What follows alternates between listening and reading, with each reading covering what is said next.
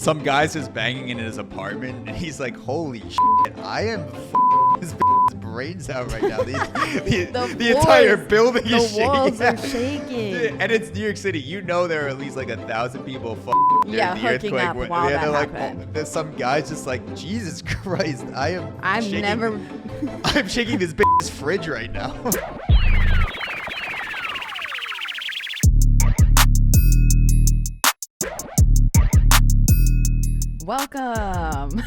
Welcome back to Breaking Takes, everyone. Yeah, I was just saying, I love the countdown. We're virtually recording today. Yes, you guys can't see it, but whenever we do a virtual countdown, it gives us that sort of rocket ship backwards count, 10, 9, 8, 7. I feel like it's like showtime, baby. Like, let's fucking go. I feel like this is the same thing that astronauts go through. If you record a podcast on Riverside, you should be qualified to launch for the next Mars mission. Obviously. It's the same countdown. Yeah. That's my sole job, is the countdown. Yeah. You deal with anxiety on a podcast. It's like, what are you going to say? And in a spaceship, it's like, will I live or will I die? Is there enough oxygen? It's the same exact thing. So exactly. Yeah, no, totally. So the people will probably be wondering, why are you guys recording remotely again? And I've been called back to Panama. Yeah. I'm waiting. I'm currently in the closet of New York Penitentiary. No, I am. I've been called back to Panama for another month because my lovely neuroscientist girlfriend is finishing up her contract down here. So yeah. I'm currently looking at some chickens waddling around in the background, different animal noises in Panama. How's the weather? Nice, warm? It gets very, very hot when it gets closer to noon. Like from 10 to 2, it's very hot. I think it's still walkable. Some people I know a lot of people that live down here. What is not walkable? I mean, you're not in the desert. There's a lot of people. Of course it's walkable. I mean, people will not go out a lot of times in the middle of the day. They'll just be like, I'm not doing the middle of the day. It's just not for me. What is it getting to in the middle of the day? Like 90 or 100? Like what? How hot is it really getting? Like I would say mid 90s, like a very hot. Nice. Yeah, it's hot, but. And you're in the city too. So there's just a lot of heat bouncing off the concrete. Very sunny. The tropical sun, I would say, is a difference. Like you feel the sun a lot more than you do on a 90-degree day in New York. That's true. And especially me, like I can barely handle. I'm pretty sure these red dots are just from me going out in the sun this morning. My sons are my. No, these are mosquito bites. These are mosquito bites. Oh yeah. Okay. 100%. My skin could not survive down here more you than have 5 minutes. like fairer skin. I kind of do too, but I don't really get burnt that much, so I'm more of olive complexion. So then you must have some Mediterranean in you. You must have some like Greek or Spaniard. It's funny, I don't. My 23andMe, I am like so white. When I did my 23andMe, I was shocked and appalled at the lack of seasoning that I have through my ancestry. Because usually you could tell which white people are Mediterranean by when they go in the sun, their skin just turns olive. And you're like, oh, you're from, like, you have Italian ancestry. I really don't. Let me check right now. I know that I'm primarily British-Irish, which makes sense. But that's like about as white as it can get. So genetically, you should turn red almost immediately. Yes, but so I am 71.5% British-Irish. Okay. 13.2% French-German. It could be the French. Maybe that's what it is. It could be like a southern France. I'm getting more seasoning as time's going on, Zach. It's gotten updated. I'm 6.6% Eastern European, perhaps from Poland. Okay, I can see that. And I have Slavic. 4.5% South European. They're thinking Italian. So all right. I'm rocking strong with that 4.5%. Wait, how does that work though? Like, because they're only testing you once. So how are they updating more and more? So yeah, they test But the more almost that they accumulate DNA relatives, like, so as just because there's nobody on my 23andMe that I even know besides my immediate family. And then I have all these other relatives which is kind of alarming. I constantly am scared that I have all these other people that share the same DNA as me, and I would have no fucking idea. Yeah. I just feel like there are people hooking up with family members more than we know. Could you imagine getting back your 23andMe results and you find out your girlfriend is your fourth cousin? Yeah, it really seems. That's why my girlfriend's black though, so I knew right away. There's no chance we're related. Yeah, there you go. Like you get a 23andMe update 4 months from now. It's like, we forgot to tell you you're 83% Nigerian. You're like, oh shit, that seems like a big you're so albino. I think as more people do it that end up being DNA relatives with you, it collects more information, and their technology is advancing, so it keeps your sample on file, and then as the technology advances, they like just keep retesting. That and like sense. So the results just get more and more specific with time. Yeah. That would be my two fears, is that one, I don't want to be 52 years old and then get a notification like boop, boop, boop, boop, boop. You have some fourth cousin twice removed quarter brother that wants to meet up for lunch on Tuesday. Oh my God, no. Fuck that.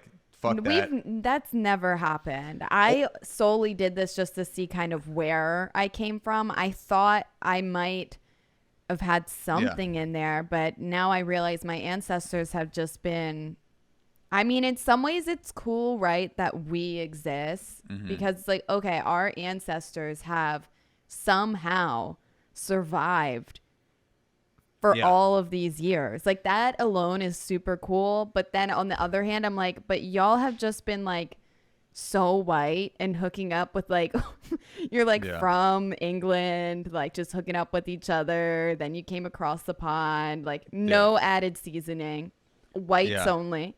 Well, I feel like so I guess if you're going back, it depends how far you'd go back. But let's say you're in a neighborhood 300, 400 years ago, you're only meeting like 200 people throughout your entire life. Because if you want to go anywhere, you got to use a horse. You got to walk to the next neighborhood over. And chances are everyone in your neighborhood looks like you. So you didn't even have the option of it. Like, interracial marriage is like satellite. It's like you didn't have the option until like 50 years ago. You're like, I only see white people around me. I'm just going to be able to bang white people. And then all of a sudden, cars come along, planes come along, and people start looking a little bit more beige. And I feel like that's the sign that we're moving towards the future. Is like you see more beige people where you're like, you have a lot of different DNA in you. Yeah. I have almost 1,500 distant relatives on 23andMe. Holy shit.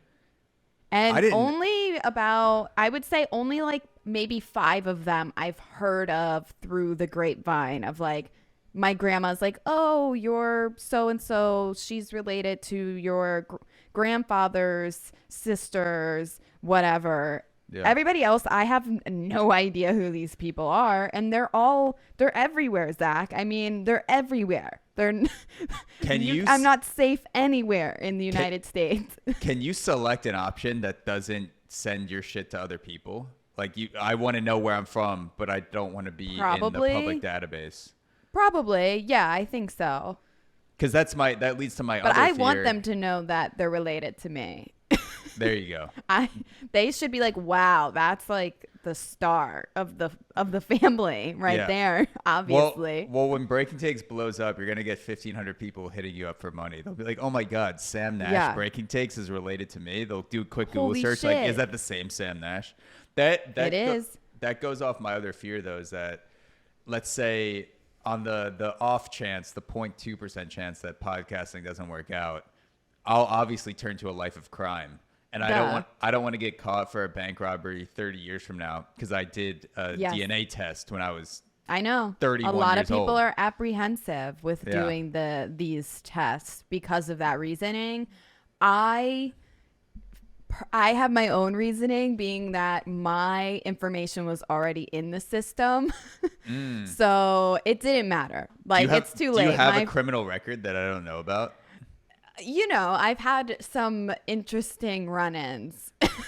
Okay. So I just know that, yeah, my fingerprint is already there. It's gone. So I might as well do 23andMe. Are you legally allowed to disclose these run-ins, or have they not been No, disclosed? I mean, no, I am. They're just not something I'm that proud of. But Okay. anybody can look them up. Gotcha. And yeah, so my fingerprint and my face, it's already in the system. And so it didn't matter. I'm gonna look you up. You're after gonna look the it up. podcast. It's I'd be like like, Sam has robbed 17 banks of America. She's Yeah. like a modern day John Dillinger. a vigilante of Baltimore.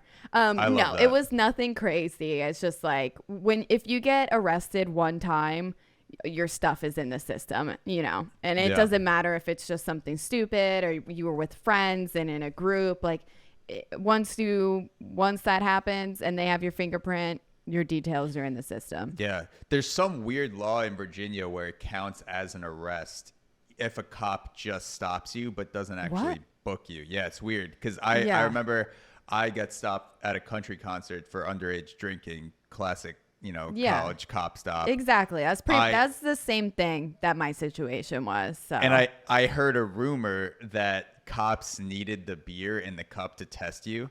So as soon as the cops stopped me and I was 19 with a fake ID, Oh man. I poured the beer. I turned it over immediately on the ground, and it was almost a full cup of beer, and it splashed all over mine and the cop's shoes. Oh no.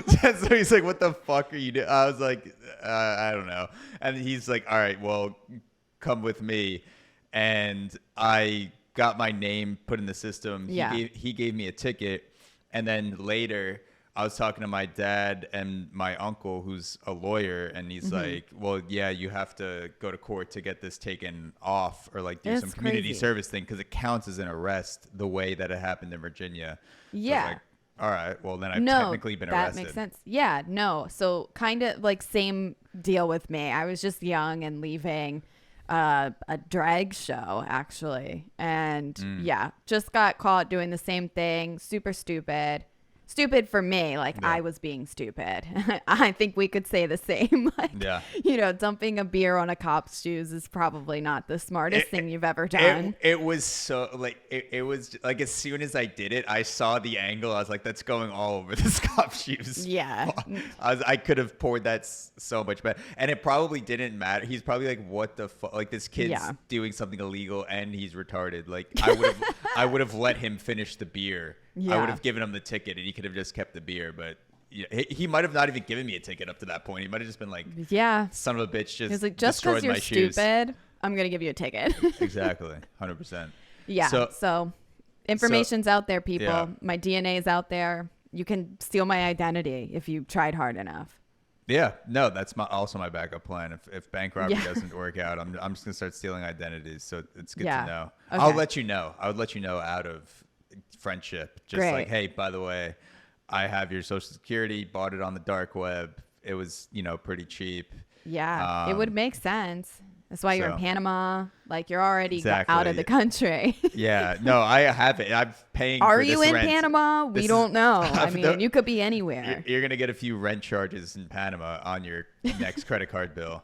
So Great. Just look out for. If you could keep paying that for the next 3 to 6 months, that would be amazing. Yeah. So Okay. I appreciate it ahead of time. We'll go into the negatives pretty quick. Have- So it Have won't you- last yeah, long, Zach. yeah. Have you ever gotten a charge on your credit card where it's not you, but Yeah. it's like $3, and you're like, Yeah. this person must need it if they just spent $3 at a 7-Eleven. No, fuck them. Give me my $3 back. This is personal to me, Zach, because this exact thing has just happened like 3 times to me over the last 6 months. So Tell me. somebody might be trying to steal my identity, but it's constantly my debit cards which I never really use, right? Because it's a debit card. I only use it for the ATM or like situations where it's like, oh, we only take Yeah. debit.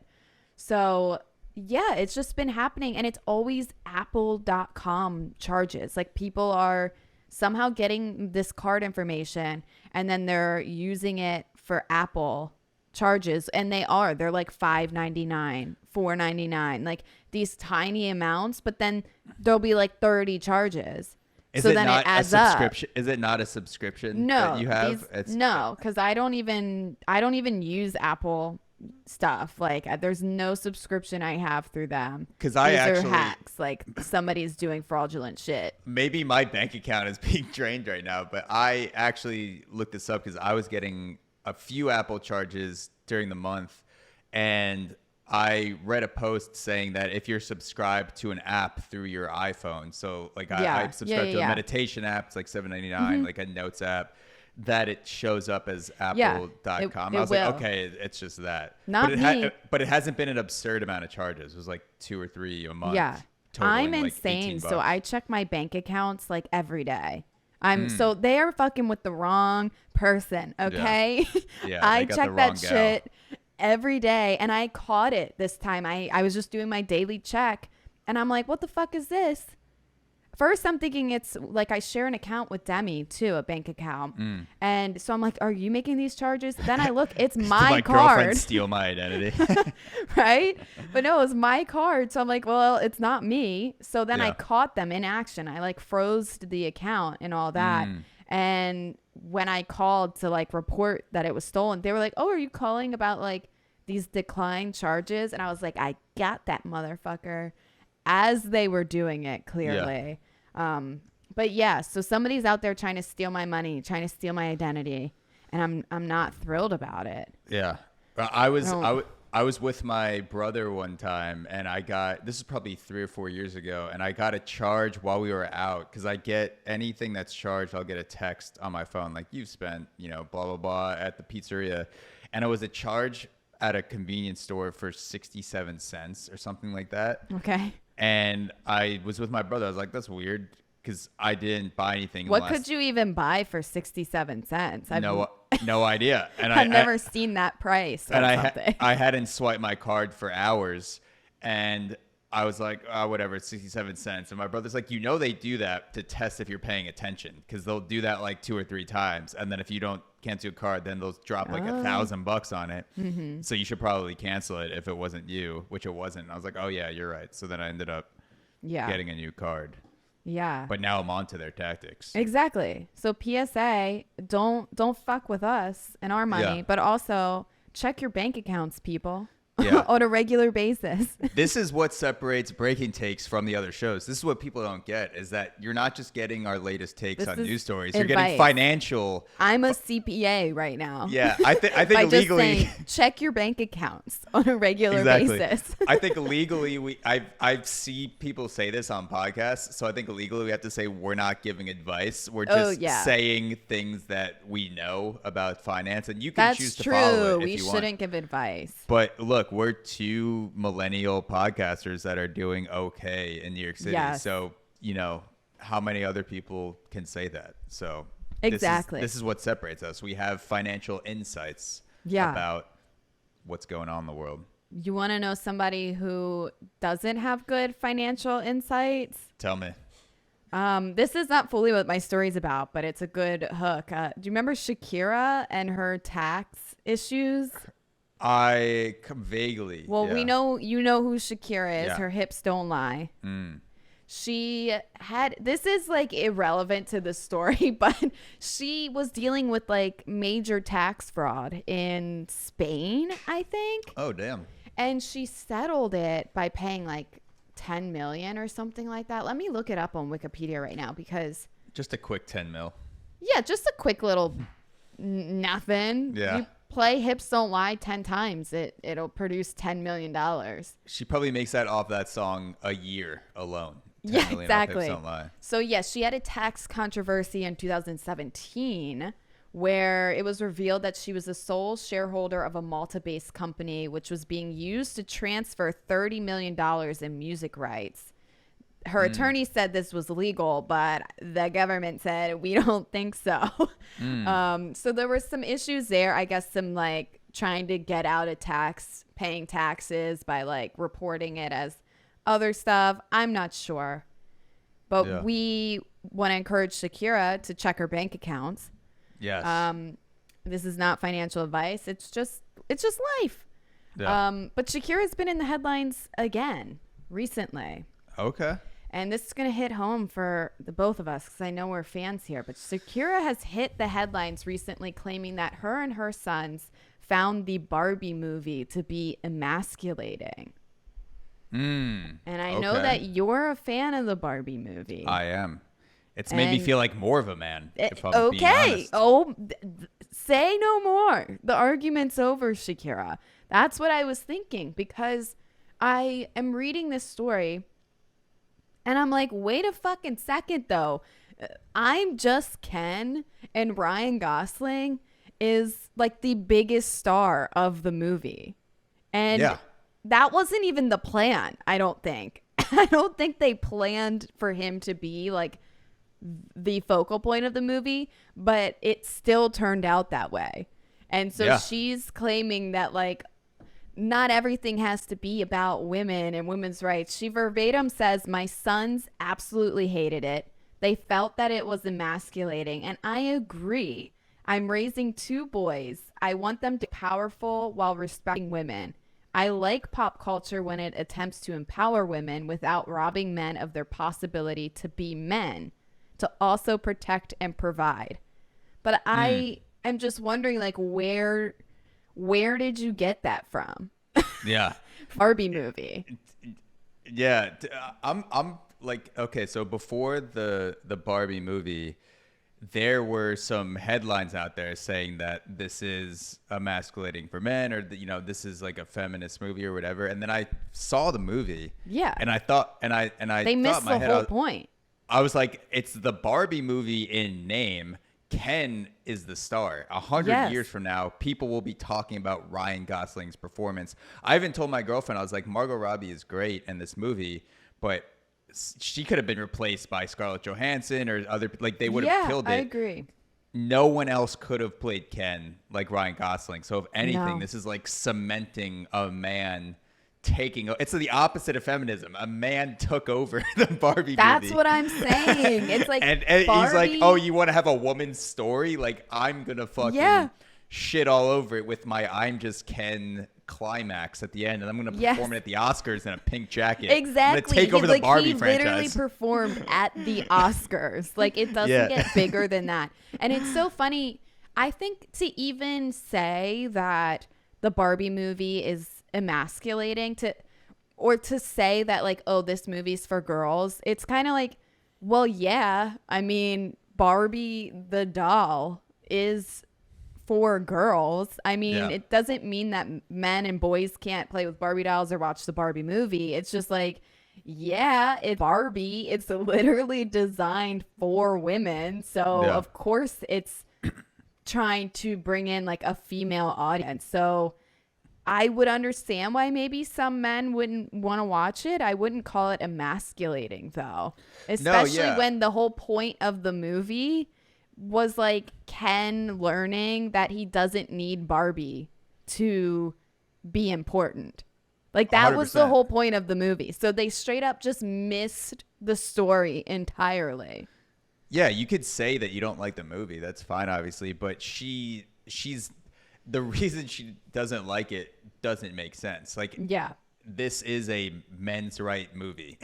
If you have one of those men's rights groups on Reddit where you're like constantly complaining, you're like, oh, what, you know, women are getting paid more, or, you know, why are they allowed to pull their tits out and guys can't pull their dicks out? This is uneven. Your logo should be Ken from the Barbie movie, because he is like the ultimate man's rights. Like, I'm going to come into a woman's world and completely take it over. And Ryan Gosling, I think Ryan Gosling just did it accidentally. Like he did. He just happened to be so good that it just was a role that was perfect for him, honestly. And then he did such an amazing job at it that yeah, it wasn't the point for him to maybe be the star of the film afterwards, but it just ended up that way because it was so catchy and he was so good at the role of Ken. Yeah, even in his Oscars performance, he's wearing the cowboy hat. He has the pink jacket. He starts Such a good performer. He starts out singing in the chair. Everyone else is cracking up around him. You could see Margot Robbie, Billie Eilish is sitting behind him cracking up, and he's just like, "Why are people laughing?" Yeah, I'm crying my heart out. I'm singing my heart out as Ken. This is me. He's so good at it. But I was just like, what happened to Shakira She-Wolf? Shakira She-Wolf is locked away somewhere in a closet, and she needs to be set free. There's something that has happened. So I have a quote here from Shakira when she was touring. So are you familiar with the song She-Wolf? Like, there's a she-wolf. Yeah, for sure. Such a good bop. So when she's touring or doing a press tour for that album, this was like back before she had kids, maybe before she got married. I don't know. It feels like just yesterday, but this was in 2009. And so there's a quote she says here, "We live in a society that repressed dreams from the subconscious of women. You know, women have to make enormous efforts in life, much greater than men. So I'm just confused how you go from that, Miss She-Wolf herself, to now like this movie is emasculating." And so what my theory is that since then she has 2 sons. Are you familiar with the term boy mom? Your mom is a boy mom. She's a boy. Yeah, she has 3 sons. Yeah. Yes. So your mom is a boy mom. Yeah. I want to know. I want a study on the psyche of boy moms because there's something that changes between Shakira before having just boys and then Shakira, the boy mom. Yeah. I just think boy moms act differently. They are so obsessed with their sons and love their sons so much that like the world changes for them. They're like, fuck women's rights. I want my sons to have the best time ever in life. And that's all that it becomes.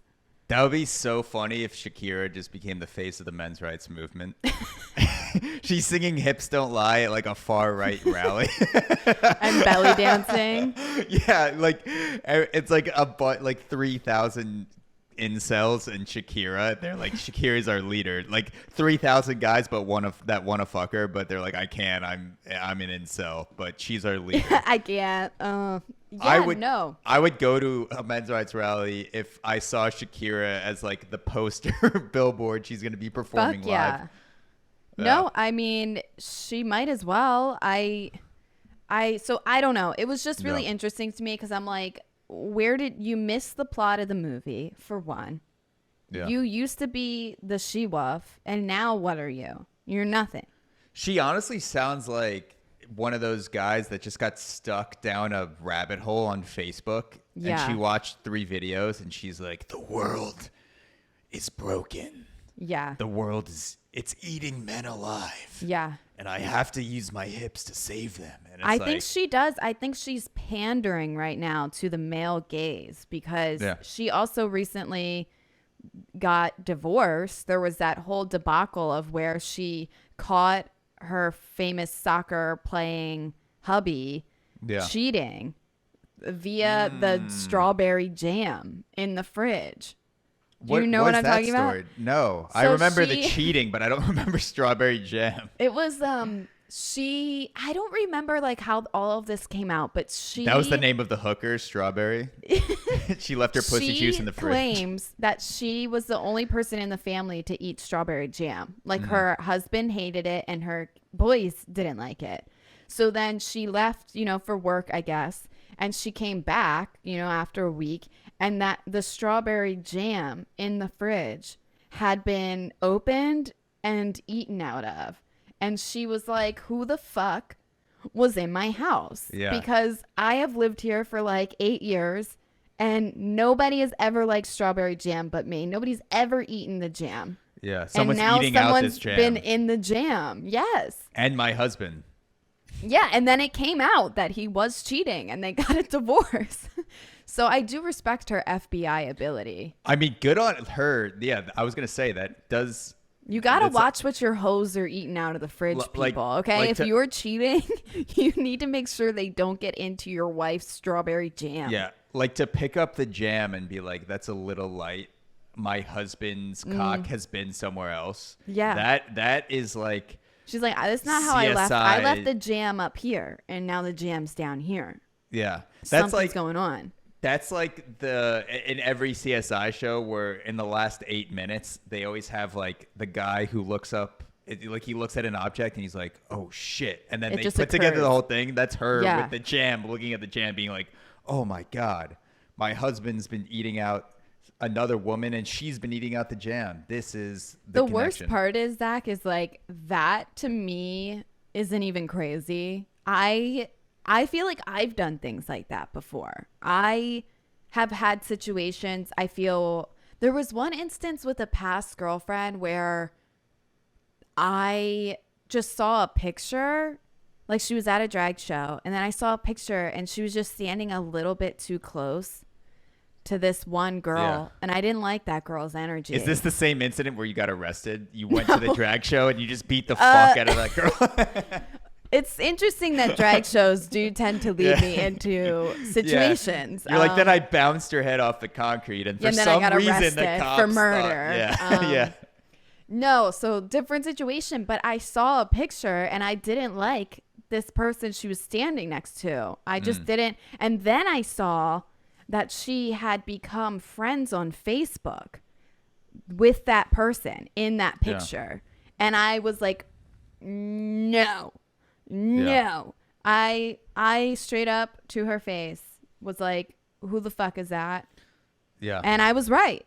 And so that's why I'm saying, like, this FBI shit, like, we're on to you. Did she spill it on the spot, or did you have to do some more investigative work? Well, I mean, it wasn't like she like slept with this person or whatever. It wasn't anything crazy like that, but it was like we were pretty rocky, and then I just didn't like the vibes. Like, this was another girl that I felt like was giving like similar energy to me. Yeah. So I kind of got like, okay, this would be a person you would be maybe attracted to. Yeah. And then like you're suspiciously being Facebook friends. Who even uses Facebook anymore? Okay. And now you're just suddenly Facebook friends. That's fishy. So yeah, I did confront her, and you could just tell when somebody's like caught. You know what I mean? Facebook is for old people and millennials who cheat. And that's exactly the only people. There's like a 30-year age gap between the two. I do really miss when Instagram let you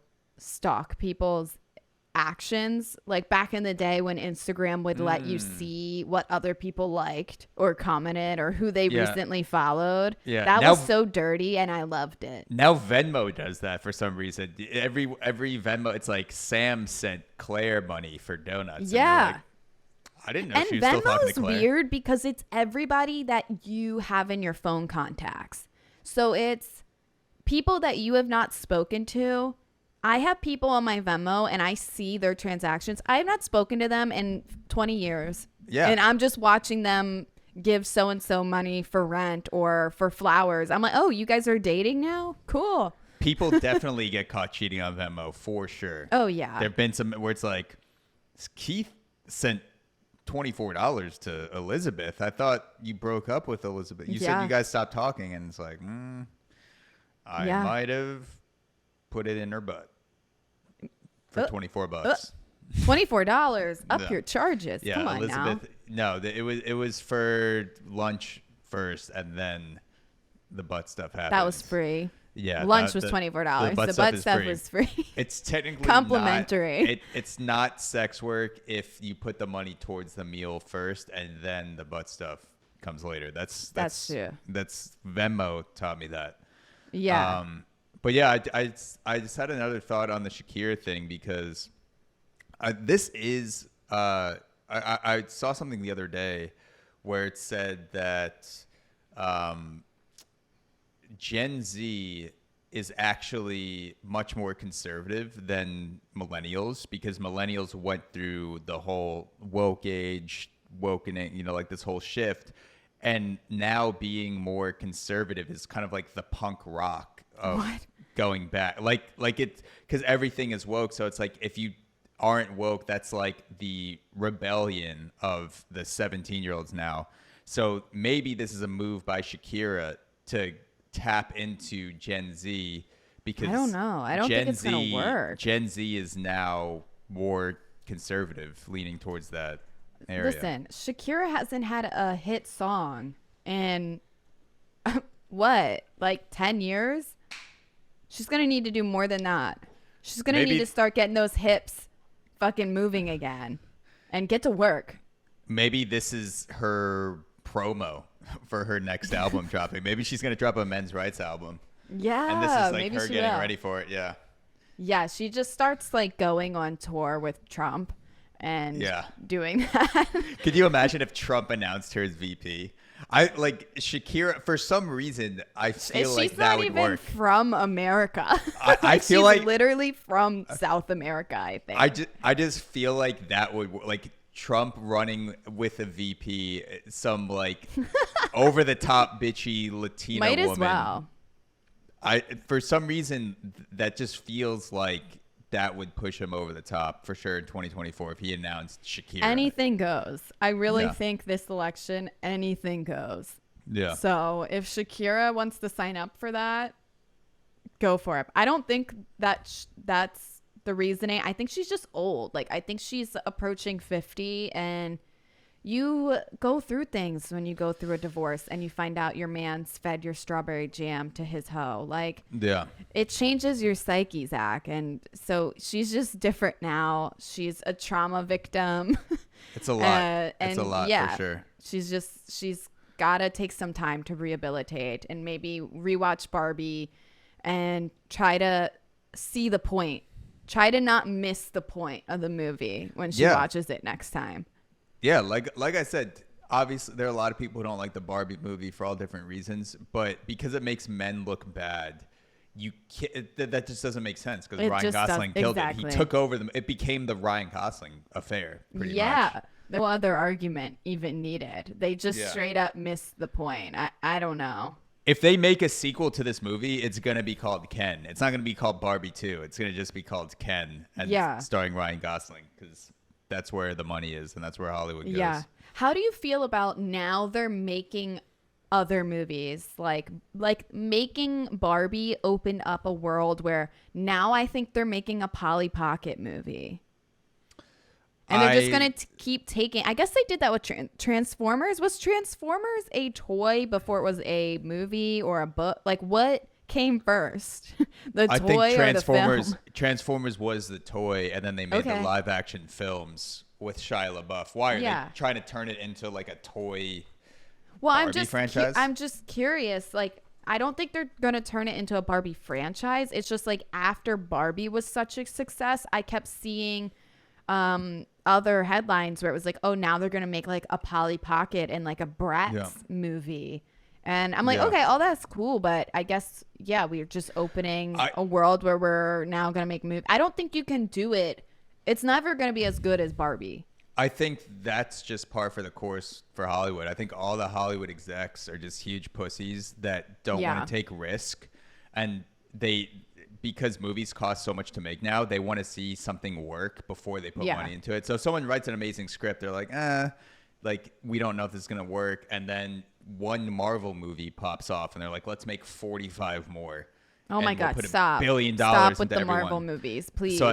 So I think I wouldn't be surprised if Barbie spurred on the Marvel version of nostalgic kids toys, where now like they make a Beyblade one, they make a fucking like, you know, Barbie, whatever like the action figures of the past are, they're going to start rolling those out as live action movies. For sure. Yeah, I guess you're right. I mean, and it's also, they just repeat the same things but put a different spin on it. Like the new Wonka movie, that was a musical, which is like, did we need it? Probably not. Yeah. Or they're going to make like a 20th Jurassic Park movie. Yeah. Hollywood needs to start shaking things up for sure. Yeah. What's going on over in your world? So I want to ask you about something. Well, speaking of shaking things up, and I like how I said that, and now I'm using it as a transition. Speaking of the thing that I just said, I want to ask you. Speaking of that, literally.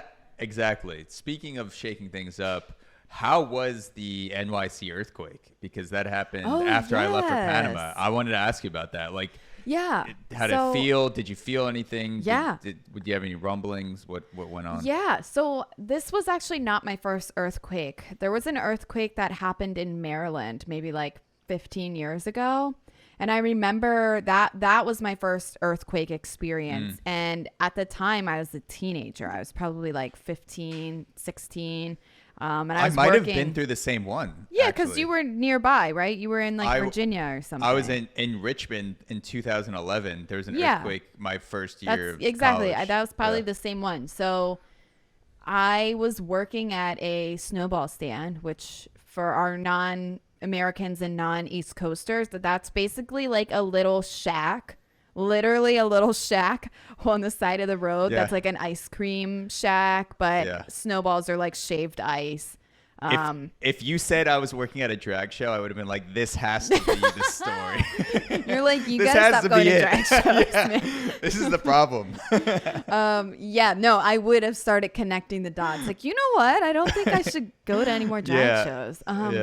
But so I was in that it's literally a wooden shack. So not the most ideal structure for an earthquake. No. And I was alone and I was listening to music. So it's interesting what your brain goes through when an earthquake happens. And I happened to have my headphones on back then.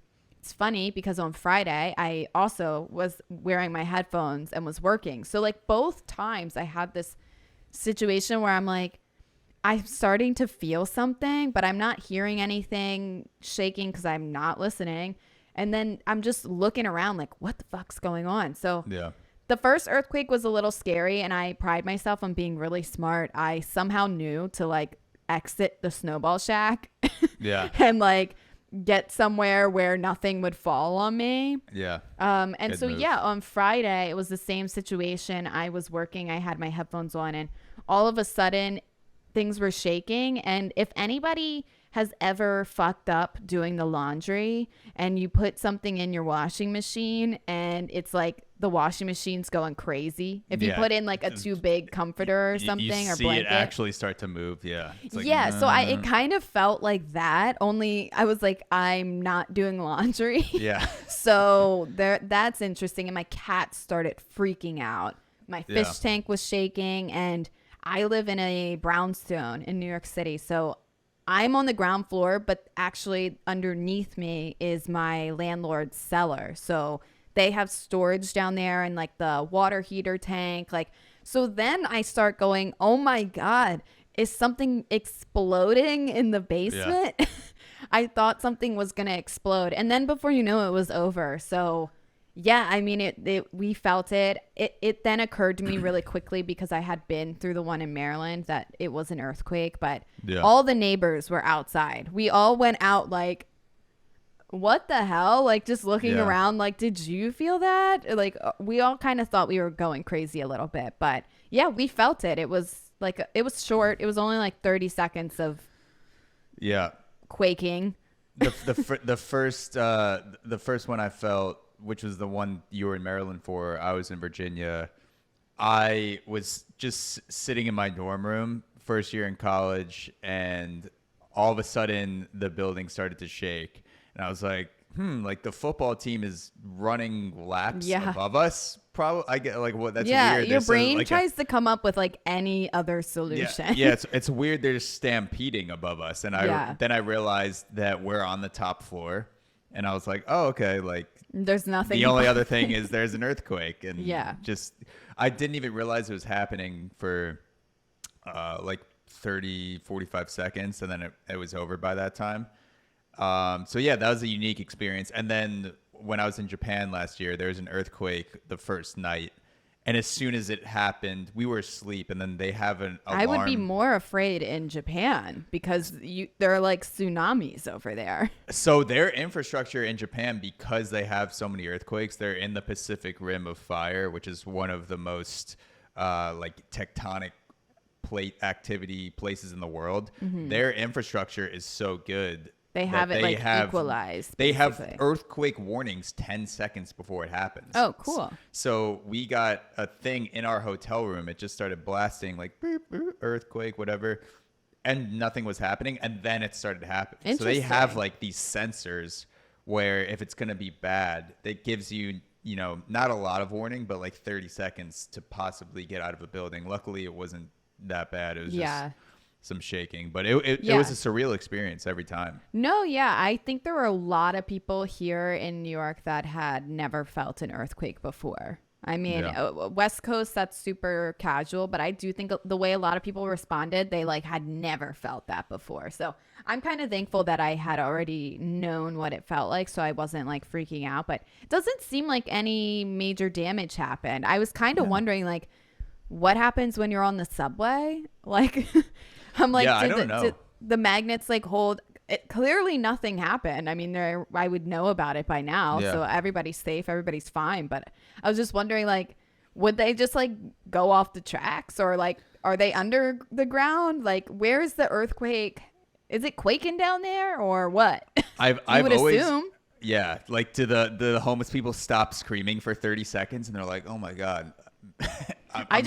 Knowing the subway drivers, the way they hit the fucking pedal on that thing, they are flying. They probably didn't even feel it. They just thought they went a little too fast that time. They were like, oh, I better slow down next time. We almost lost it that time. I wonder if a mentally ill person on the subway, which there are plenty of in New York City, I wonder if anyone before the earthquake, they just like slammed on a subway seat. And then the train started shaking, and they're like, "Oh my God, I can't believe I'm shaking this entire car right now." Yeah, the power. They were like, "I'm a superhuman." Yeah. Some guy's just banging in his apartment, and he's like, "Holy shit, I am fucking this bitch's brains out right now." The entire building is shaking. The walls are shaking. And it's New York City. You know there are at least like 1,000 people fucking during the earthquake. Up while that happened. Like, there's some guy's just like, Jesus Christ, I'm shaking this bitch's fridge right now. I'm like, oh, it's just an earthquake. Yeah. Biggest letdown ever. Yeah, it's like perfectly syncing up. She's like, oh my God, that's the first time you've ever made me come. And it's like the earth and his cock synchronized. It took literally the earthquake to make that happen. Wow. Yeah, that would be the biggest letdown ever. Cause like, what do we got to do to make that happen again? Dude, like that's something like, because of it's just like when you grow up as a guy watching porn, it's like this, you just want to like have that moment where you're just like pounding a bitch out and the bed frame is shaking. So, you know, like in every guy's head that was having sex during the earthquake, there's like a 5-second thing where he's like, oh my God, I'm doing it. Like I'm doing the shit that I saw. Just get a shitty bed frame and you can recreate that. I swear, just loosen a couple bolts in the bed frame if that's the experience you want to have. Yeah. And I assure you, it will be shaking. Yeah, you walk outside and the street's cracked and you're like, damn, I was really fucking like, I got to be careful. Yeah. I got to be careful where I wielded this thing. Yeah. You know, when you're saying about the subway, there's something I wanted to mention was that the other day I was on the subway and just out of my peripherals, a girl sat down next to me and she was wearing like all black, like funeral, black zip up, like Hot Topic black pants with like the chains. And she had like dyed pink red hair, and something in me just like healed. I felt like this is the first goth I had seen in like 8 years. I haven't seen a goth in so long. Yeah, what happened to them? I know. So she was the first one, and I was like, we're so fucking back, baby. The goths are back. Yeah. We are good. The world is healing. Did you have a goth phase? that you went? No. I was always really preppy. Like, if anything, polar opposite. I would wear polos all the time. I was very, very preppy. Yeah. I had a little bit of a goth phase. It was never external. I never wore like the all black or the chains, but I felt like you had like an emo phase. I had like an internal emo phase where I'd put on Evanescence in the shower and I'd just be like, well, I'd just be like washing myself, be like, wake me up inside. I'm just like the world's not fair. I would just, say like, I've had some Evanescence emo phases. I listened to all that music, but it's rare that you see somebody that is just decked out in like full Hot Topic apparel. And back in the day, like, you used to be walking the mall and you'd see like a group of friends and they'd all be like punked out, like decked out with the chains and the black and like the big baggy pants and dyed hair, and that was like incredible. And then they all disappeared. And so when I saw her, like, it actually made me feel joy. I was just sitting there like, wow. Yeah. We're healing. How old was she? Do you know about how old? I would say probably a little younger than me. You know, probably like 25, 26 or something like that. What's the difference between goth and emo? Emo is like, emo just stands for emotional, for one. Okay. And did you not ever know that? Did you never put that together? Never put that together, no. Okay. Then I was definitely emo. I might still be a little bit emo. Yeah, I think we all are sometimes. So that's kind of the point. Especially is after that, like, a few drinks. I'm emo anytime I go out and have more than 4 crying. whiskeys. Yeah.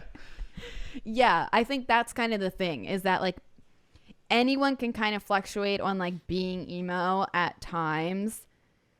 But a goth is like, no, they're wearing the whole fit. Like, it's an aesthetic choice.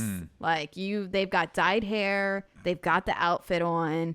It's a whole personality thing.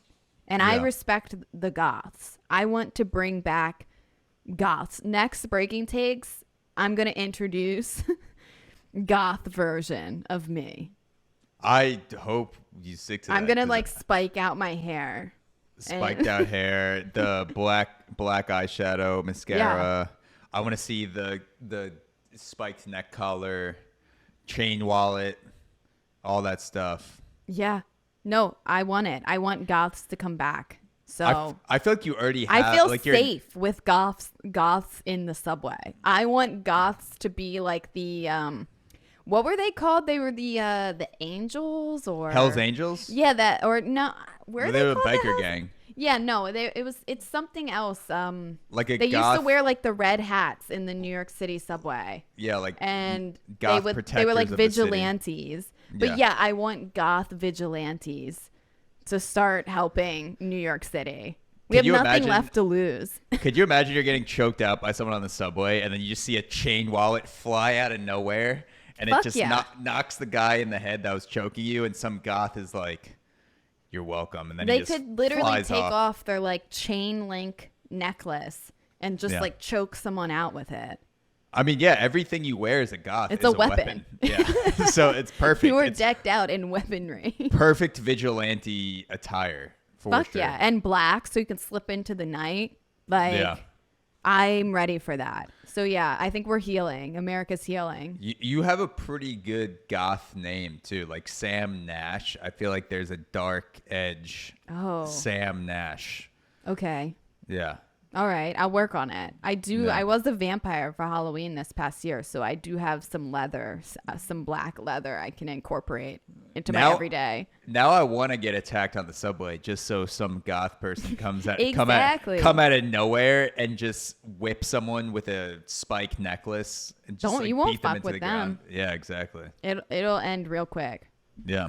So speaking of fights, there was an interesting dispute that happened at a Chipotle, if you want to hear about that. Oh, God. So a customer shot a Chipotle worker over a guacamole dispute in Michigan. Oh, my God. Yeah. Okay. Let's pause. What do we think? Well, you might already know, but I don't know. So they didn't get enough guac. That's my guess. They didn't get enough guac. And I understand because that guac is so fucking good. So they didn't get enough and they got angry and they pulled out a gun. Is that what happened? So it's based on the story and people overhearing the argument. The only thing that's clear, other than that the gun went off into a Chipotle employee, is that the argument was about guacamole. I wish there was recorded audio about like, this guac's slightly brown. Like these avocados weren't from Mexico. Yeah, like, I can tell. Yeah, it's 30 cents more than last week. Pa, pa. Seriously. Yeah, that I would understand. I'd be like, look, guacamole's too damn high. If you got served like the oxidized guacamole and it's like brown on top, don't you fucking dare. You better go make me some fresh guacamole or learn how to cover that shit up, okay? I don't want the brown guac. 100%. If you give me brown Glock, whoa. I feel like here's a brown Glock. Yeah, that's how non-street savvy I am. I think guns sound just like Jamaican impressions. That's like the most famous Vine ever. Was the gratata Vine? Yeah. Yes. Oh my god. Bringing back so many adolescent memories. The goths, the Vines, Shakira. It's all just coming back. This episode. We're throwing it back. This is a nostalgic episode. But yeah, so this is from the New York Post, I believe. Customer shoots Chipotle worker over guac dispute in Michigan. A Chipotle employee in Southfield, Michigan, was shot in the leg by a customer Friday night. Police sources told Fox News. The shooting stemmed from an argument over guacamole. The shooting took place at a Chipotle on Evergreen Road near Civic Center Drive around 6:50 p.m. Thank God it's p.m. because if it was like in the morning, I'd be like, this is the guac better be fresh first thing in the morning. Yeah, that's like the state of our society where I'm like, I could see someone pulling out a gun at dinner at Chipotle, but like if you're doing an 11 a.m. Chipotle shooting, that's fucked up. That's where the line crosses. Sometimes you're so hungry. Like, I get really hungry around that hour, like 11 o'clock. If you wake up early and then you're like, I want lunch so bad. And they just open and they don't have their shit together and the guac isn't made. And there's a gun in your pocket. And there just happens to be a gun. Yeah. And you just think, why don't I just murder someone for guacamole right now? Yeah. So Michael Beals, who is a witness at the scene just eating in the Chipotle, said it was loud and then we all just ran out. I wasn't really thinking there was going to be a shot, but there was. I don't think anyone's thinking like this guacamole dispute is going to escalate. There's going to be a round discharged in this Chipotle right now. Yeah. I want to know, like, if this person's pulling out a gun over a guacamole dispute in Chipotle, what else has this person pulled a gun out over? Because this isn't the first time. Like, this person has pulled out guns. Guacamole is actually a high commodity, Zach. Like, on the scale, it's like they have definitely pulled out a gun for less. Because guac's valuable. Yeah. Like this guy has 100% been at a vape shop and been like, "Where's the fucking cotton candy flavor? You guys had that last week. Where the fuck is it?" Yeah, enough with this Virginia tobacco bullshit. Give me the fucking cotton candy. They're like, "I'm sorry, sir, that the fruity flavors were banned in New York City." He's like, "I don't give a fuck." In all seriousness, though, it does alarm me how, I mean, as it should, alarm people that like people are pulling out guns for like the most basic thing. Like if you wanted to, you could have just not even paid for your guac. You could have just ran out the door. Like nobody's going to even tackle you. Nobody's going to do anything at Chipotle. You could have just taken a free thing of guac. You could have reached over with your hand and just reached out guac and just left with it if you wanted to. Yeah. And instead you tried to kill someone. We're so desensitized to guns in society. Like if someone put a gun in my face at a Chipotle, I probably keep eating for 5 seconds, almost like an earthquake where you're like, what's happening? Like you're not even registering it. And you're like, oh, there's a gun in my face. I'd just be like, all right, dude, like here's the $8 in my wallet and the credit cards I'm going to cancel immediately as soon as I leave this establishment. Go crazy, and that would be it. Yeah. There's a scene in Roadhouse. I don't know if you've seen the new Roadhouse with I haven't, Conor McGregor. With Jake Gyllenhaal and Conor McGregor. So there's one scene where this guy pulls a gun on Jake Gyllenhaal. He kind of just like shows the Beretta in his tucked into his jeans, and Jake Gyllenhaal is like, all right, man. And he just keeps walking. And the guy's like, didn't you see what I have in my jeans? And Jake's like, yeah, Yep. I Not fucking my see you first have a one. gun. And yeah, he's like, I see it. I feel like that's just society now to guns, where we're like, you're going to have to fucking show me something more. It's like someone pulls up their shirt outside a pizzeria in New York City. You're just like, all right, dude, like you and 17 other people on this block, you're gonna have to show me something more than that. You know, shoot me in the leg. It is till it isn't, like, until somebody does get shot, and then it's like, fuck, oh, like somebody just died. Yeah. But yeah, no, I mean, we are really desensitized to that stuff, and that's what's disappointing, is that like we don't know how to have like conflict resolution anymore. It's just like, let me just pull out a gun at Chipotle. Like, come on. I just feel like you could have just stolen all the Chipotle ingredients you wanted. Yeah.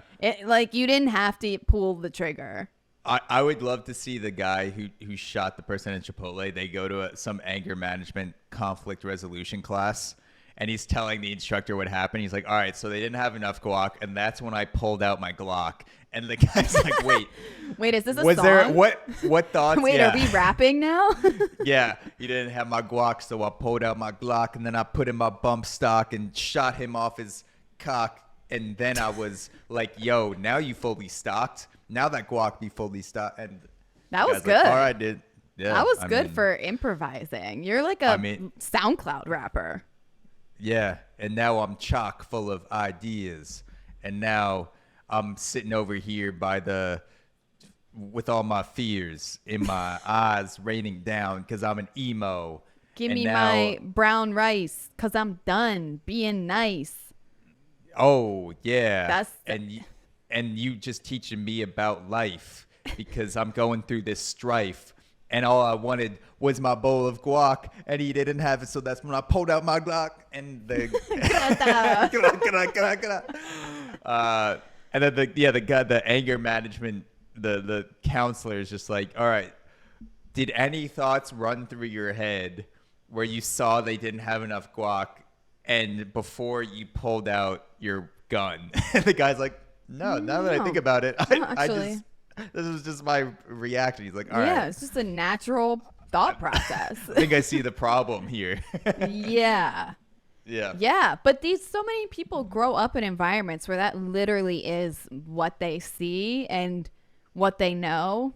And it's pretty scary then when these people enter, like, they leave maybe, you know, the environment they grew up in, which wasn't very good, and now they're in like the suburbs at some Chipotle and I'm like, whoa, okay, we need to stop. This isn't West Baltimore. Okay, we need to you're in Michigan now. And you're like, at Chipotle at the mall. Like, just calm down. It's like, I saw my dad shoot a Chipotle employee. I saw my dad's dad do it. My dad's dad went to jail. But that was even before they had Chipotle. He just shot the guy at the corner store. Yes. That's all I know. Yeah, I know. That's scary. I don't want to get shot at Chipotle. I do wish, I'm curious how it went down, because the Chipotle employee was shot in the leg, and if you've ever been to Chipotle before, you really only see from the waist up. Yeah, you're the waist up. There's the glass, and you're, you know, like if you're getting served by someone, you're just like, I don't know what their legs are doing because they could have no legs. Can't see below their nipples. Yeah, exactly. This guy could be like Blade Runner, just have like the metal legs attached to him. I wouldn't know. So like, did he see the guacamole and then like tried to jump over the glass and like maybe strangle the guy first, and then he couldn't get to him, so that's when he pulled out his gun? Because like, you need a downward angle to shoot a Chipotle guy in the leg. Unless it got towards, okay, so we got to think really strategic. Where is the Chipotle in the belt of ingredients? It goes rice, meats, beans, and greens, beans, tomatoes, sorry, that was just my brain just had a seizure. Perfect. But yeah, then it goes sour cream and guac. So that's about like the middle towards the end. So I guess, my only thing is once you get closer to the register, that's when you can get a little bit more body. You can kind of see. Because the guac, cheese, and sour cream are all towards the last part. Yes. So I'm thinking that he was served the guac, and the guy, as he was putting on, he's like, "That's gonna be another $250. Is that okay?" It is expensive. The guacamole is expensive. It is kind of something you want to pop a bullet off at. Yeah, and the guy was like it was $225 the last week. What is going on? But the guac was already on the bowl, so he couldn't go back. And once you're sliding the bag towards the register, like you said, the glass disappears, and I'm assuming that's when he took his shot between the glass, between the register, after the guac was put on, if I had to put my money on it. Yes. And so I'm seeing a Fox News or Fox Detroit, Michigan, makes sense, article. And it says here that a bystander that was in the Chipotle, they said, or maybe no, they were in the car, but they saw the shooter exit. They go, I was in my car and I saw him just walk out to his car, close the door, and just drive off. He didn't speed off or anything. It was weird to see. Yeah. So he's so casual about it. That's how I know this was just like his idea of conflict resolution. That's my favorite part about this whole thing, is that how calm he was leaving the Chipotle. Yes, like this is no big deal. This was a meditative experience for the shooter. Like he was holding this in for a long time, and then he popped a couple rounds off in this dude's leg, and he left the scene like he just watched a sunset. He was like, oh wait, that was amazing. I'm getting more info. Here we go. I was just eating a bowl. This is somebody in the restaurant. I was just eating a bowl, and I heard shouting, and then I looked over. They're arguing. One of the workers went to the back. I don't know why. And then when he was in the back, the customer, aka the shooter, walked around the counter, tried to grab his food and put it in a bag. So he tried to be a Chipotle worker. Maybe they didn't want to hire him. Yeah. And so he's mad. He's like, I will work here. I will make my own bowl. Yeah. And so 100%. That's what he wanted. Like, he went in the back. And then when the employee came back, they started fighting. And then we heard a gunshot. And this customer very smartly ran out as quickly as they could. So that's all they know. But it sounds like he just wanted to make his own bowl. There was one guy who was in there in the Chipotle while the shooting was popping off. That just went back to eating. That just kept eating his burrito. Yeah, like some tired construction worker that got off his shift. And he hears a couple gunshots, and he's just like, is that coming towards me? No. All right. And just is that a personal dispute? Or that's the key. Sometimes you need to find out, like, is this about me at all? No. Okay. I'm good. Like, I see it's a personal dispute behind the counter. I'm good. Thank God. The construction worker's probably thinking, thank God I got here 10 minutes ago and I already got my bowl. I would have been so pissed off if I came in here to pick up my burrito bowl and somebody's having this altercation. I will say, to be fair to the guy who shot the Chipotle employee, I can think of one incident where if I had a gun on me in a Chipotle, I would have wanted to use it so badly. And I will describe what happened. So please. I was down in college. I was in Richmond, and I got a burrito, and I was adding all the trimmings on it. And as a Chipotle employee does, 98% of them I've had have been really good at wrapping the burrito. And so they know when they're adding stuff how much I can add before the burrito starts to explode. And the ratio, you've learned that. You got to know your stuffing. You got to know the ratio. You got to know. So I'm getting a chicken burrito, and it is, it's relatively loaded, but it's not anything crazy. It's just like all the normal stuff. It wasn't double meat or anything. And the guy starts to wrap it up, and it completely fucking splits down the side. And I see it, and he sees me see it, and then he just continues to wrap it in the tin foil. Oh my God. And if I had a gun in that moment, I would have been like, you're leaving me no choice. I have to shoot you in the leg. I'm not going to kill you. You've left me no choice. I'm not going to kill you, but I got to make sure this doesn't happen to other people that come through here. You have to be punished. I have to prove a point. Yeah, and he just fucking wrapped it up. And I was like, I don't even think I said it. I was just like in my head. I was like, dude, what the fuck? Like, I'm gonna have to eat this burrito with a fork. I would have gotten a bowl. I didn't need the extra carbs. I could have just gotten a bowl if I wanted to use a fork. Instead, now I have to open like a fucking exploded burrito.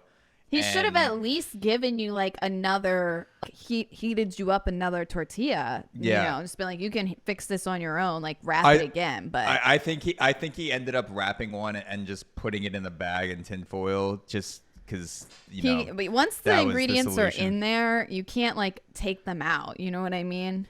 Yeah. You can't, but it's like. But it's just like he was way too confident in the wrap. Yes. Like he wrapped it so hard and it just split immediately. Yeah. Absolutely. And I was like, you got to at least be slapped for that. If I would have went back, I would have been like, dude, at least deserve to be slapped in the face. And I would have been calm about it. I would have been calm. I would have been exactly like this guy was shooting someone in the leg. I would have slapped him and be like, that's it. The dispute's over. An eye for an eye. You know, you fuck up my burrito, I shoot you in the leg. And I guarantee for the rest of the time that guy's working at Chipotle, once he recovers, he's not going to overstuff a burrito again. So really, I'm like a martyr. You're saving people. I'm going to jail so that other people can have properly wrapped burritos, just like this martyr at Chipotle, saving people from whatever was wrong with the guac, whether it's too expensive or slightly brown or, you know, whatever was going on. He's going to jail to save the customers behind him, and I appreciate that. It's like, now, do you think if this keeps happening, though, they'll just take away the way it's designed? It'll be more like Panera, where, like, you don't see the ingredients. You order at the counter, but then now it's like we go into Chipotle's. We no longer have the luxury of seeing the ingredients. Yeah. Or they just start arming Chipotle workers. You put your fingers on the glass accidentally, and he's like, "Yo, get your fingers off the fucking glass!" It's like that, Zach, at some Burger Kings and McDonald's. Like because they're private owned. A lot of these establishments, and so I saw a picture of one at Burger King. There was a sign on the POS system that was just like, we're allowed to fight here, so like don't try us. Yeah. Then I love that, because I was like, you know what? Yeah, you need your staff to they shouldn't just have to take it on chin, okay? Yeah. The customer is not always right, and if you need to fight back, you should be allowed. Yeah. I mean, there is nothing better than those videos where some guy comes into like a fucking like corner store in New York City, and he puts the gun in the, some like old Asian guy's face, and he pulls out an even bigger gun, and he's like, "Get the fuck out of my store!" Then they just like, hello, not his first day on the job, okay? Yeah, this happened 3 times already today. Yeah, like he's so unfazed. He just pulls the shotgun out. He's like, "Get the fuck out of my store." I'm trying to sell lottery tickets. Same thing in Chipotle. Some guy puts a gun in your face. You just pull out a double barrel shotgun. You're like, dude, I know the guac's bad. I don't control that. I just serve it. Do you want this guac or not? And then boom, dispute's over. It's so interesting because I've had some bad Chipotle bowls. I always get a bowl. And the only time it's really bad is like when you get it delivered, because because it can really slack off because you're not there to like oversee what's happening. But when I go in person, I've never had an issue. Like, I've always had them be nice and just be cool with like, except for that one time. I did tell you that story of where I did place an order online, leaving work late one night. And when I went, they were like, "Oh, we don't have rice." So I was like, "But you could have at least canceled my order." You know what I mean? So I didn't go out of my way to go here. Those motherfuckers, I would have also slapped them, Zach. They deserved it. You can't be out of rice when you're in a shopping center with a grocery store. Okay? No. That's the bottom line. That's like being a smoothie place out of ice. You're like, I need that's like the one ingredient you should have. It's like smoothies. You don't have water and a freezer. Yeah, exactly. Yeah. Have you ever, I'm curious because I've seen people posting about this more and more, about delivery workers taking just full unashamed bites out of the food and then delivering it. God. And people post a photo on Instagram or Twitter. It's like a burrito that has an obvious bite taken out of it. Has that ever happened to you in the city or no? No, and I would be pissed. No, I only had great experiences. And if anything, I am actually a magician when it comes to online ordering. I once manifested a chicken sandwich for free. And I might have told this story too, but one time I was ordering from Shake Shack and I ordered a burger, but I was curious about their chicken sandwiches and I was going back and forth. I was like, do I want the chicken sandwich? Do I want the burger? And then I'm saying that, like, at the end of the day, I'm probably going to go with what I know. Even if I want to try the other thing, I'm probably going to go with what I know I'll be happy with. So I ordered the burger. And when my food came, I'm not kidding you, there was a fucking chicken sandwich and the burger in my bag. I'm like, wait a second, is this someone else's order? No, it says my name on the receipt. I look at the receipt. It says just a burger on the receipt. I go look at my Grubhub. I just ordered a burger. And so the Lord himself brought a chicken sandwich to me. Hell yeah. And that's when I knew, like, now I manifest food so well, Zach. Like, you need to get on that manifesting shit, okay? You got to manifest. Some people are good at manifesting money. Some people are good at manifesting, like, career changes or relationships. Yeah. I manifest food. So in the apocalypse, stick by me because I'm about to manifest some fucking food. Well, if that was how people sold manifesting, I would have started doing it a long time ago, because every time I see a free chicken sandwich. Every time I see manifesting on Instagram, it's always like, you can manifest your dreams, you can manifest a house, wealth, wives. Just buy my course for $4,000 and I'll show you how to manifest everything you want. You're giving away great manifestation advice for free, and it's about just like the simple things. Like, that's the key. I'm not going to promise you a boat. I'm just going to promise you another chicken burger. You're going to get some small things. And it works. So I don't know. That's not been the only time. That was just the most, like, shocking time to me where I was like, wow, I am a seriously powerful motherfucker. Okay. I'm going to try to manifest some things this week, and then we can do a manifestation update to see how well it's working. Great. I love you of that. Well, I have one more story that I would love to close with, because honestly, when I read this story, Zach, I was like, this sounds like something Zach and I would have made up. So a minor league baseball team, the Minnesota Twins AAA affiliate. So for non-baseball people, there's the major leagues and then there's minor leagues. So minor leagues are... It's still a paying gig to play baseball. It's just you're not in the majors. You might be too young. You might be a rookie. You might need some time there. You might just not be that good enough to be in the majors. Yeah. And for some reason, baseball has 6 levels of minor leagues, which is way more than any other sport. So AAA is the highest level before the major leagues. Yes, exactly. So the Minnesota Twins AAA affiliate is standing firm on its decision to name its live pig mascot Ozempig. That's fucking amazing. And I read that and I was like, it sounds like something Zach and I would have came up with. Yes. So apparently some fans are not happy about it because they think that it's like fat shaming or whatever. First of all, I love that they have a live mascot. Like, you don't get a lot of live mascots anymore. No, you don't. That's like an old timey, like they bring out, because all the PETA, the rights, like animal rights, PETA has gone after all these teams that like use these bulls and horses or whatever. As I'm saying this, there's 2 chickens that are coming back around. They're my live PETA podcast mascots. Yeah. Yeah.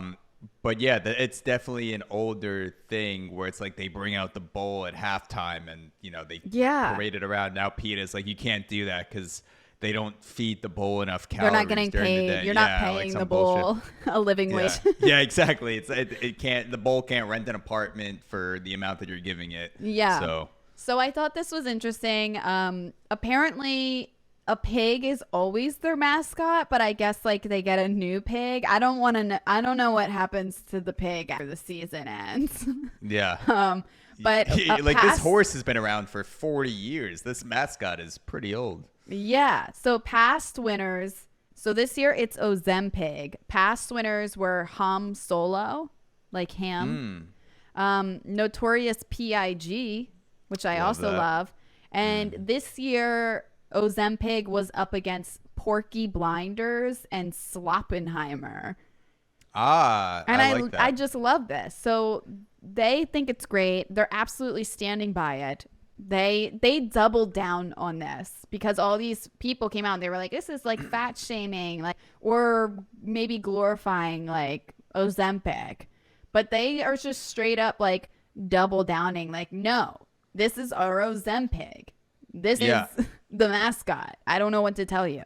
I was gonna say this is the opposite of fat shaming. You're promoting a product. I guess. I mean, could it be fat shaming? I guess if you're naming a pig, but it's like it's an ironic. First of all, name. Pigs aren't even the little pig that I see in the post. They have a Twitter post. This is the Saint All Saints. Mm-hmm. The pig looks adorable. It's not even fat. I don't know where. I guess like pigs can be fat, but honestly, pigs are really just strong. They're not really fat. Yeah. This pig, they feed it so much so that they can give the pig Ozempic, and then Ozempic uses it as a story to promote Ozempic. They're like, look, this pig was 300 pounds, and after 2 months, it got down to 180. Ozempic. Yeah. He's a star. I mean, he's literally a star. So they say there's no ill intent. They weren't trying to be malicious. Like, there's always a discussion that it might offend people, but they're standing by it. And I really appreciate that because we need to stop being so soft. Like, Ozempic is hilarious because it's a pig. And okay, it's clearly a joke on like weight because pig, but it's funny. It's just a pig. It's just a pet pig that they're probably taking care of really well, honestly. Like most mascots that are live like that, they have the best life ever. They just eat and vibe and like come out on the field like once, and then the crowd goes crazy for it, and then they're like, all right, thanks Ozempic. Yeah. See you next game. Yeah. And look, I mean, I'm just guessing. I haven't seen any of these people on Twitter or wherever they're complaining about the pig. I'm guessing a few of them could use Ozempic, and they're projecting on the pig, and they're like, like this pig is named Ozempic, and it's like I wish I had some Ozempic.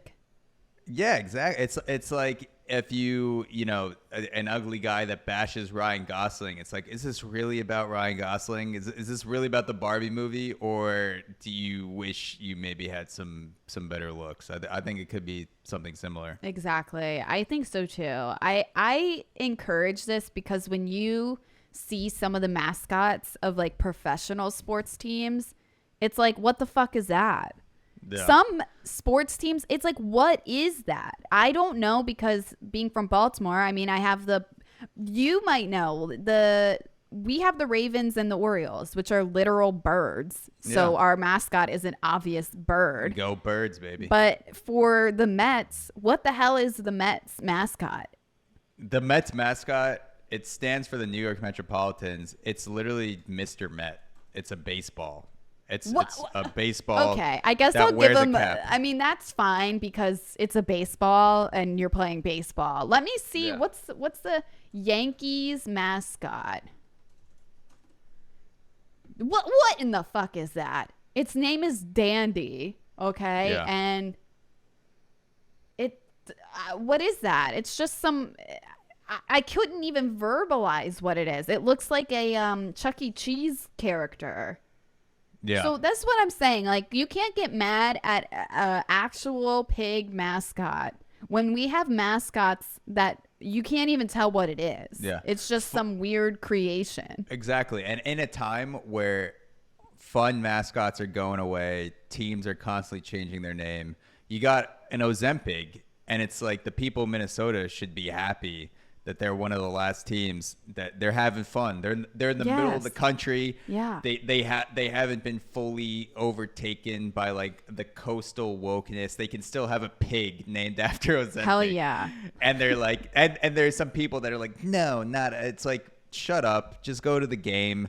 Eat the fucking shit. Eat a bacon burger while you watch the Ozempic pig and enjoy yourself. If anything, the pig is the victim in this because they're in a stadium surrounded by pig products. Like that's right. That's like having a human mascot in a fucking stadium full of cannibals, and they're all eating humans. Yeah, and you're like, am I gonna be next? Like the pig is the victim here. Yeah. So if the pig's not complaining. Yeah, the pig's fine with it. Yeah, the pig seems fine. The pig seemed happy. It looked healthy, looked thriving. And I would go so far as to bet that the pig is not going to just like go get butchered. I have a feeling that this is the type of pig that they like is from just a farm or a petting zoo or some shit that like has the best life ever. Yeah. You can't be offended on behalf of the pig. And you don't even know what the pig is thinking. The pig's probably like, fuck yeah, you know. Grass. I can eat all, grass. And if I eat too much, I can always take Ozempic, which is going to be free because I'm literally sponsored by them. My name is the Ozempic. So. Yes. Yeah. What if he is like the lab pig of like, no, we're actually running trials on him with Ozempic. Yeah. Everything comes back to Big Pharma. Yeah, exactly. It really does. Yeah.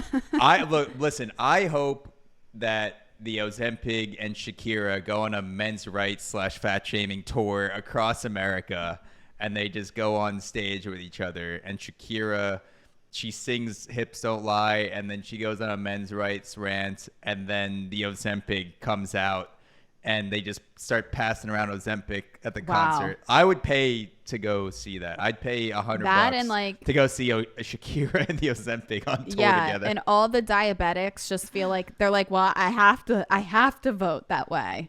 Like I need my Ozempic. They're like forced into voting for Shakira and the Ozempic.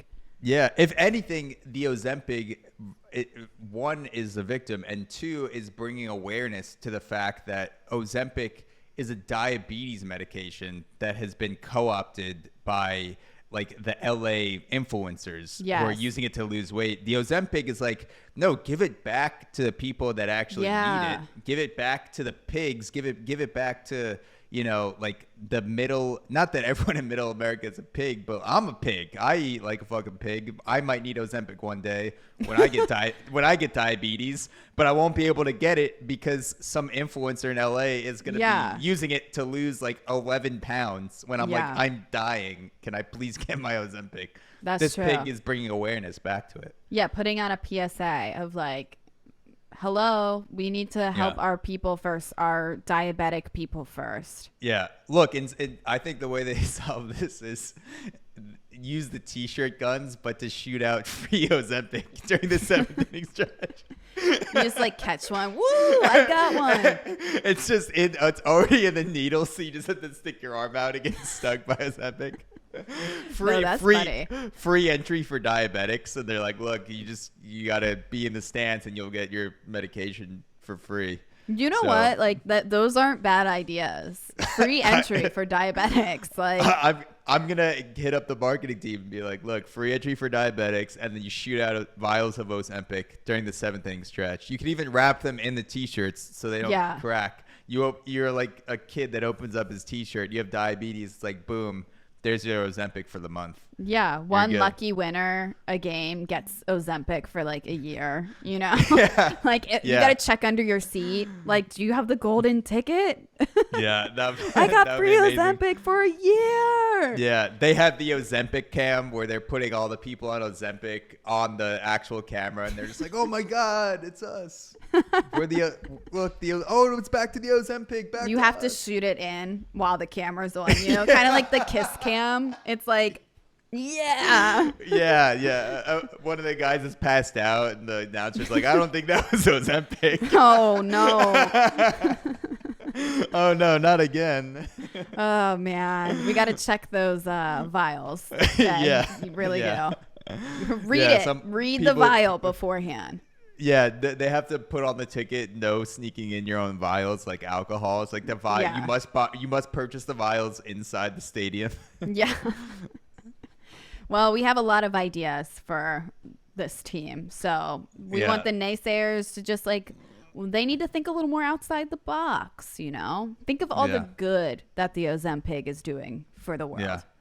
Bringing us together.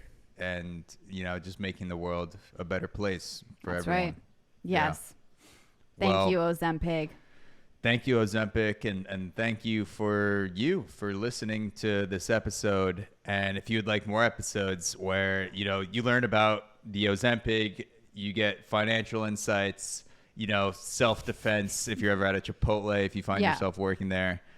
You get all three of those with bonus episodes on breakingtakes.supercast.com. We put out bonus episodes every month. It's coming time for the next bonus episode, I think next week or the week after. Yeah. There's 5 or 6 already up there right now. List grows every month. You can also, when you sign up for Breaking Takes Premium, you get the ability to ask us questions and also suggest topics and stories for the show. So if you say, I want you guys to cover Shakira's upcoming men's rights tour, and we see that in the suggestions, then we'll be like, oh shit, we'll look up an article about that. We'll talk about it on the show, and we'll give you a shout out. All 50 states. Yeah, and we'll give you a shout out for whatever your social media is. So, when the clip blows up, it'll also funnel back to you. So sign up for Breaking Takes Premium, and then also rate us on Spotify, Apple Podcasts. That is a huge help for getting the show out. Thank you guys. Also, if you follow us on Instagram or TikTok, our clips have been doing pretty well on TikTok recently. Yeah. Look at us. We started off getting like 100 views maybe on TikTok, and now all of them are, pretty much going into the thousands or multiple thousands. So thank you guys. Yeah, that's all thanks to you guys spreading the word. Follow us there. Just open up TikTok, go to our page, and just let it play. And then just go live your life for a while. Yeah. Just let the TikTok repeat about 100 times. Just set up one of those digital click farms in your basement and just get 100 cell phones on the wall and just play our TikToks over and over again. That'd be a great help. Comment, talk shit. If you don't like something or you like something in the video, comment it. We welcome it all. We welcome everything. We're all about those clicks. So thank you guys for the support, and we'll talk to you next time. Yep. See you next time. Peace.